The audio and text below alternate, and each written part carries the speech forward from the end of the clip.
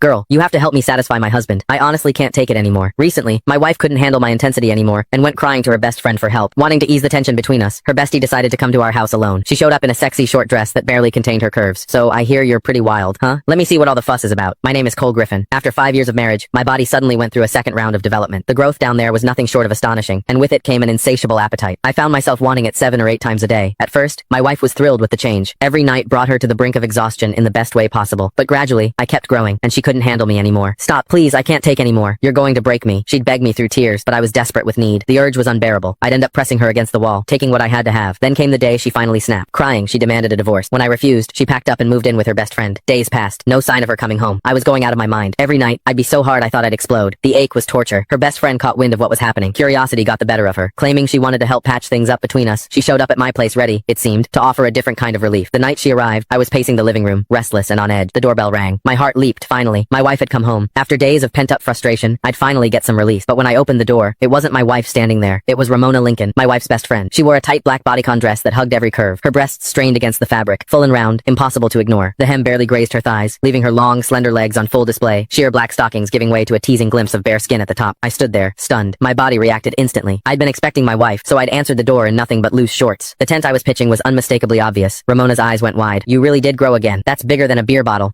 Truth was, Ramona was a woman with unmet needs herself. She was beautiful. Anyone could see that. But she'd married a rich old man. According to my wife, he'd burned through his prime too hard and too fast. Now his body had given out, and he couldn't satisfy her at all. These days, she apparently spent good money on male escorts to fill the void. I motioned her inside. She settled onto the couch, crossing her legs slowly, showing off those red bottom heels, making damn sure I noticed. So what brings you here, Ramona? I asked, grabbing a glass of water and handing it to her. Where's Rachel? She took a sip, then fixed me with a look. You're the reason. You're like a bull on steroids. Rachel's too scared to come home. I'm here to talk some sense into you. You can't keep going at her like that. She's delicate, for God's sake. No woman could handle a brute like you going full force. As she spoke, her chest rose and fell with each word. Those two magnificent breasts moved hypnotically beneath the thin fabric bigger than my wife's, fuller, and I couldn't tear my eyes away. My pulse hammered in my ears. God, I wanted to touch them. I sighed, settling into the chair across from her. It's not that I'm trying to be rough. It's this second development I can't control it. The urge hits me like a freight train. If I don't, at least once a day, the ache is unbearable. Ramona's eyes sparkled with curiosity.